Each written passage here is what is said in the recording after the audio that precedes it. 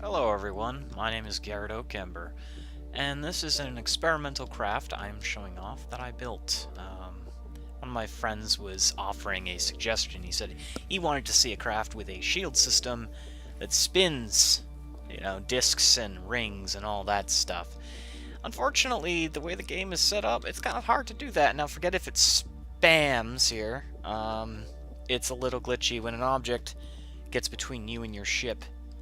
It kind of glitches out of control. Oh, whoa, whoa, whoa! Huh. Craft has teeth. Alright. Well, this craft is essentially experimental shield design. A physical shield design. And not everything is spinning the way it should be. This one's spinning. I don't know why the other one isn't. But essentially what this is a proof of concept that you could create a craft with a bunch of spinning crap that would deflect damage or deflect small, space debris. This is meant to look nice. This isn't so much more function, though. How else do I explain that? Essentially, I just built it because I wanted to see how it would work if it was a legitimate ship.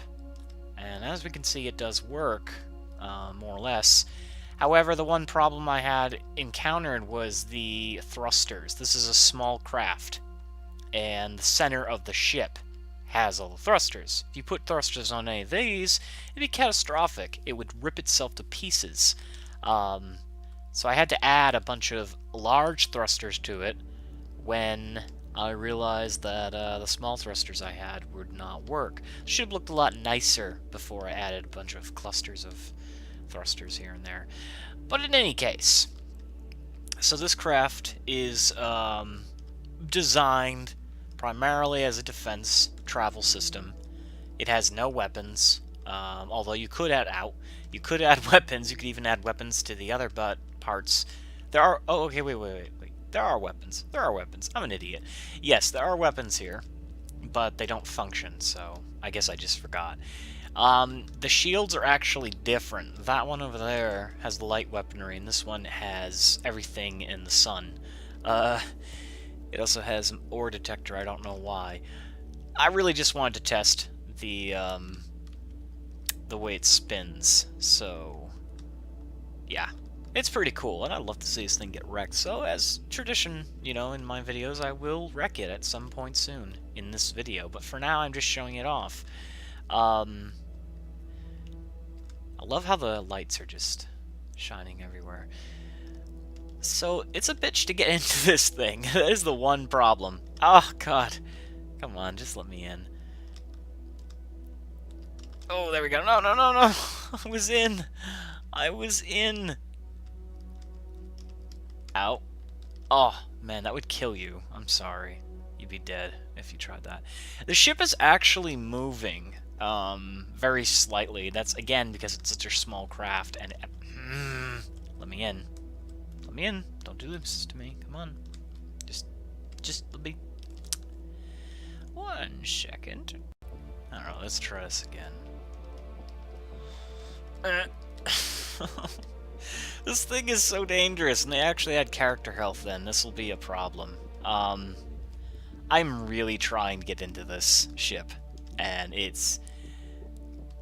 No. Okay, I'm in. Alright. Well, I'm not in, but I'm within the ship's pull, and I'm on the bottom. Yeah, I'm on the back bottom. Great. Let's go here. Okay. So we're in our craft. As you can see, it's actually moving without my permission. It's trying to recorrect itself, but it's not doing a very good job.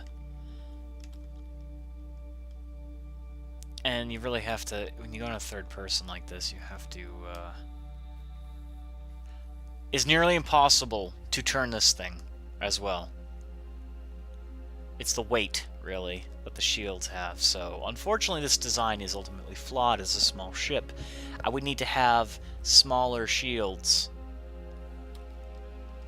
versus the massive, oh god, we're gonna crash into some, aren't we? Much smaller shields to compensate for this. And I was telling my friend, too, that this is a very challenging build, because to get it to work right, it's going to need a specific balance of weight. It does not have that balance right now.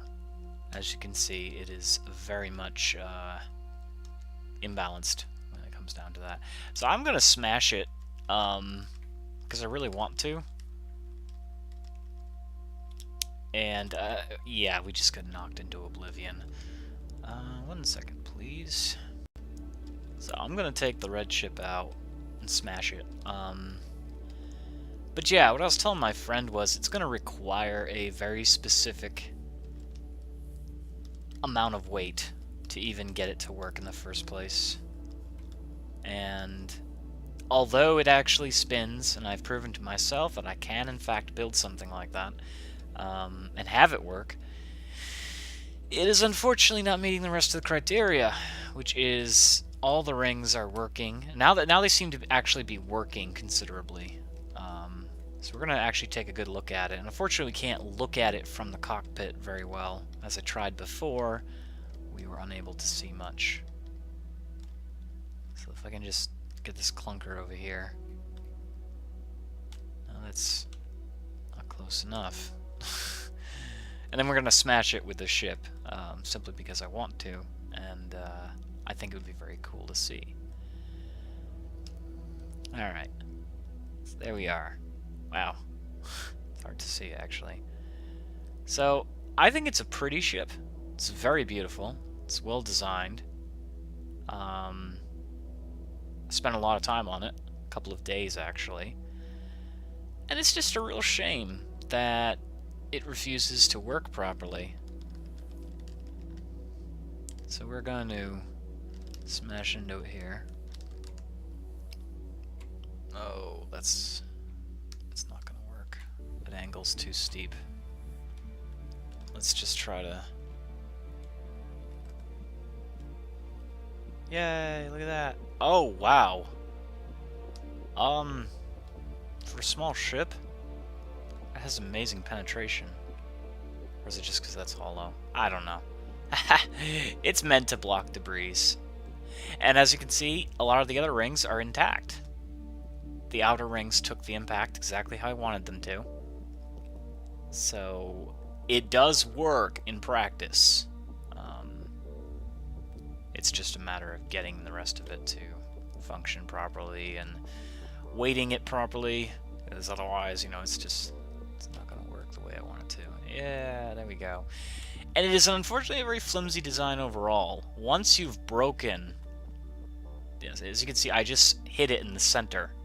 The entire spacecraft goes flying into a million pieces. And that's the end of it right there. Actually, the cockpit is still attached. No, it isn't. It's dead. So yeah, you need to... Wow, it's still hitting everything. You need to balance it. I mean, it's a difficult build, and it's pretty cool looking, but kind of like with a space drill, it's probably more useful as a landmine as a hazard. So I hope you enjoyed that little creative twist there. And this video was far too short, so I'm actually going to... Oh, hello. Can I smash this? I'm going to show off another craft or something of sorts. Ooh, breakage. Oh god, it's inside. Oh god.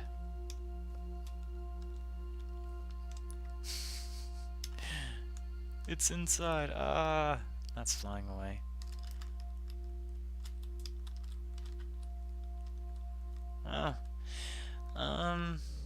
Yeah, so, you know, honestly, I think I might try that again with a larger craft. I probably won't do that with the small one, because it didn't seem to work out very well. We've got some small pieces of space junk just flying about here. What are you? Oh, I see. Oh, that's interesting.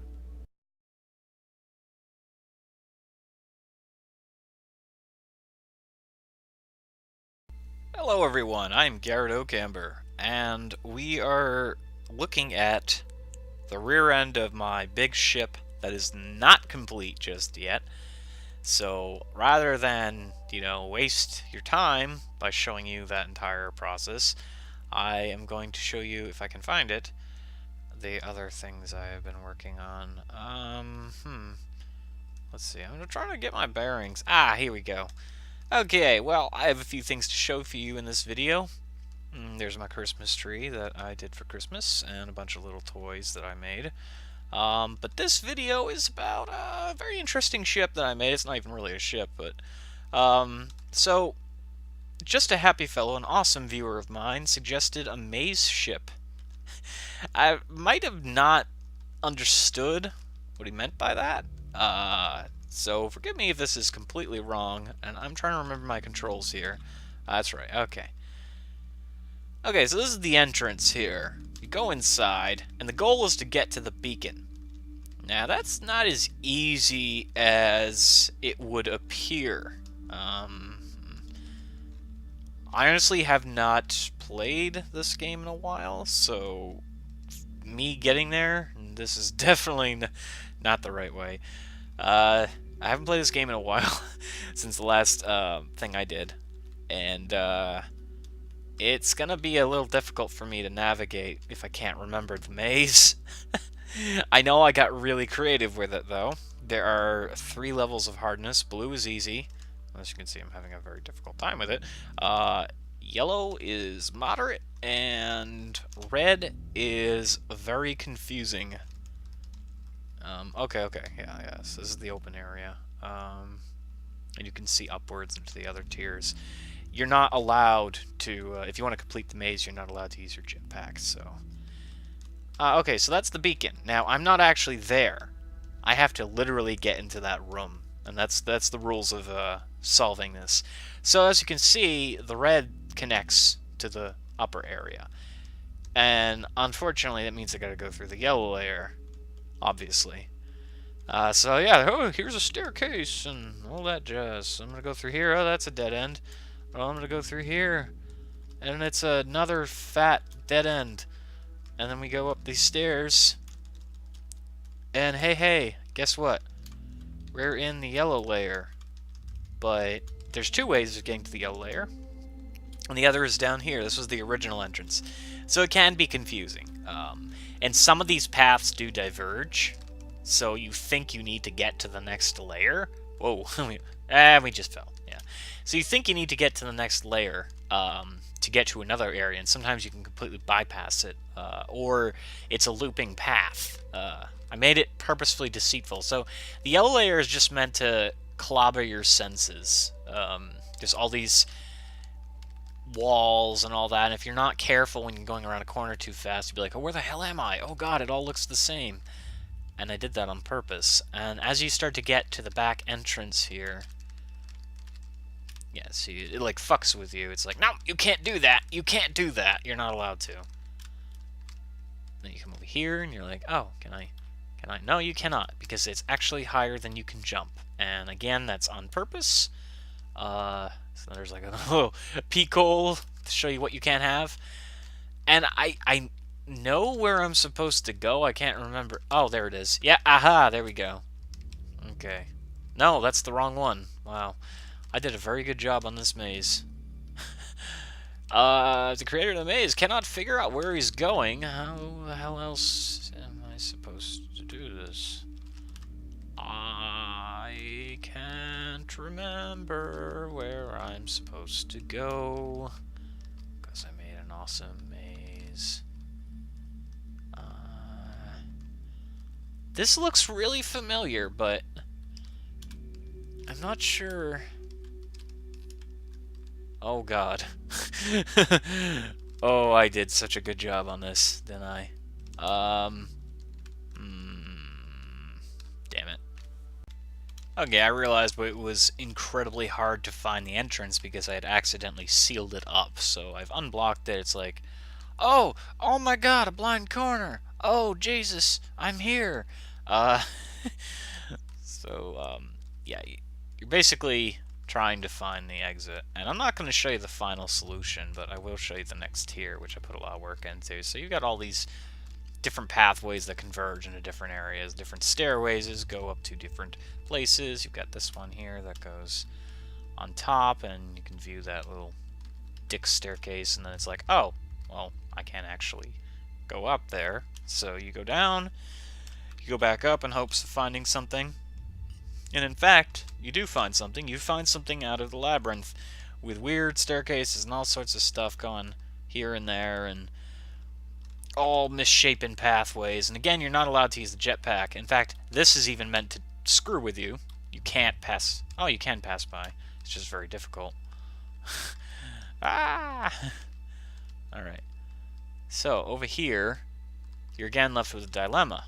You're stuck in this room, trying to figure out where you're supposed to go, and above and below, you've got different paths and staircases and all sorts of stuff going all over the place, and you're just wondering where the heck you are.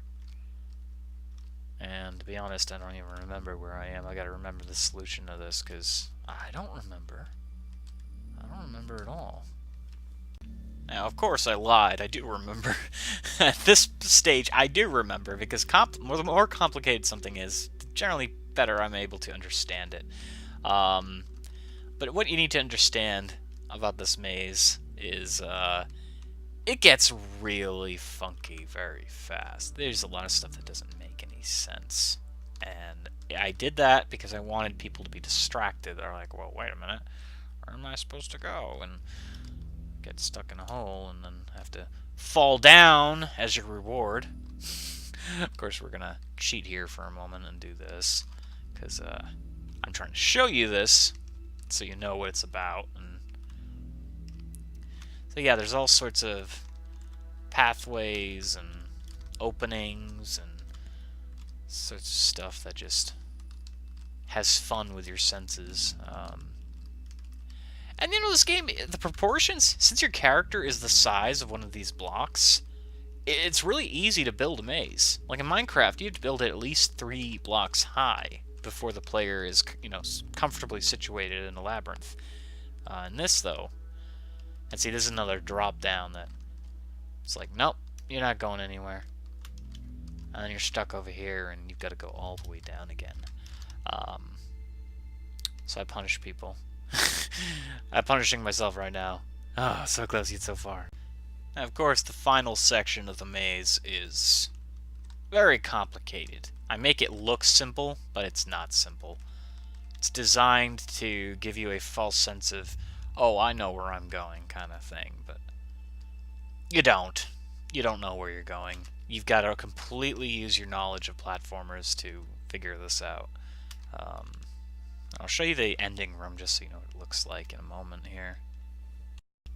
Well, you know you've beaten it once you reach this little walkway and it goes down.